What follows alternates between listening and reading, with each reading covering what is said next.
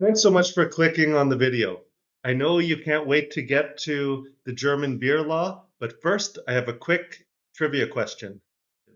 Why do you think this beer stein has a metal lid on top that you move with your thumb? The answer coming right up. Most scholars think that the answer to the trivia question as to why there's a lid on a stein that you move with your thumb isn't just to get rid of impurities or things flying around. It's actually to keep flies out of the beer, and it was invented during the Black Death. Hence why I always try to shoehorn a way to get a plague doctor in my videos. Now that the obligatory plague doctor mention is out of the way, time to talk about the world-renowned German beer law. And what you're looking at now is a postage stamp from Germany in the 1980s to celebrate this magnificent and centuries-long enduring law. I'll go into more depth later in the video as to the specifics of the German beer law, but really quickly, the essence of the law is this: there are only 3 ingredients allowed in any German beer. The law has been this way ever since 1516. The first ingredient is barley, which you see in the background here.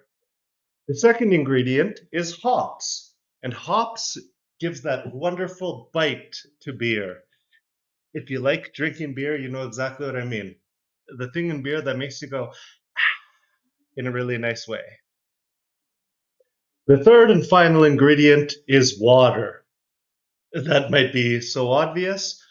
And you might wonder, why would they always drink beer? Why wouldn't they just drink more water? Up until approximately 100 years ago, throughout the world, it was cleaner and safer for your body to drink beer than water. Just imagine what the water looks like in your sewer or in the local river or lake or ocean. That's the source of water in the old days. Water was very impure, and they always wanted to use the purest of water. And once you make beer out of it, it actually gets rid of a lot of germs and impurities. So, fun fact, alcohol in some cases is more healthy than water. Don't tell your doctor I said that though. Just kidding. As promised earlier in the video, now it's time to get into the nitty gritty of the 1516 German beer law. Here we go. In the exact words from the law, we wish to emphasize that in the future, in all cities, market towns, and in the country, the only ingredients used for the brewing of beer must be barley, hops, and water. Whosoever knowingly disregards or transgresses upon this ordinance shall be punished by the court authorities, confiscating such barrels of beer without fail.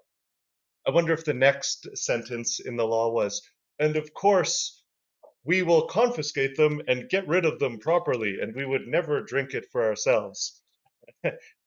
the What's really funny is that we've really got to keep in mind this law saved a lot of lives throughout the centuries. It's basically one of the world's first public health measures. And if we can get our heads around the fact that up until recently, it was safer to drink beer than water, at least safer in terms of not getting a parasite, bacteria, or virus within your water. Beer drinking laws have been adapted throughout time. This one still is in effect.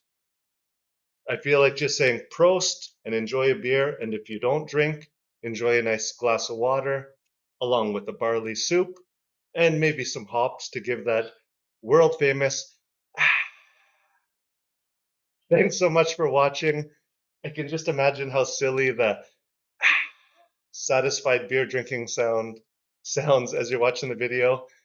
If your takeaway is that's a silly sound to make, so be it. If your takeaway is that by creating public health laws that might not make sense, there was at least a reason why they were formed. Regardless of what the law is, hopefully someone with great wisdom helped create the law. Thanks again for watching. Prost.